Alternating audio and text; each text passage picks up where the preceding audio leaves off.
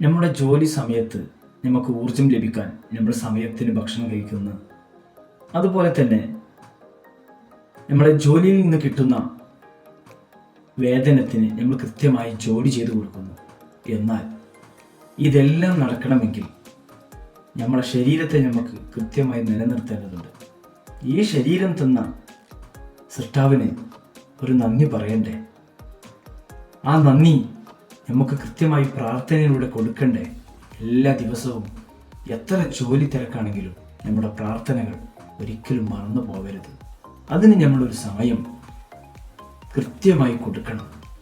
എന്നാൽ മാത്രമേ ആ ശരീരത്തിന് നമ്മൾ നന്ദി പ്രകടിപ്പിച്ചു നമ്മൾക്ക് കിട്ടുന്ന വേദനത്തിനും നമുക്ക് കിട്ടുന്ന ആശ്വാസത്തിനും സന്തോഷത്തിനും എല്ലാം ആ പ്രാർത്ഥനയാണ് നമ്മൾ കൊടുക്കുന്ന ഏറ്റവും വലിയ ഒരു നന്ദി. അതെല്ലാവരും ജീവിതത്തിൽ പകർത്തുക എന്നുള്ളതാണ് എന്നെനിക്ക് പറയാനുള്ളത്. ഇത്തരത്തിലുള്ള നല്ല നല്ല വാല്യൂസ് ജീവിതത്തിൽ പകർത്തുന്നതിന് വേണ്ടി കണക്റ്റീവ് ലൈഫ്സ് എന്ന കൂട്ടായ്മയിലൂടെ നിങ്ങൾക്ക് കൂടുതൽ അറിയാൻ സാധിക്കും.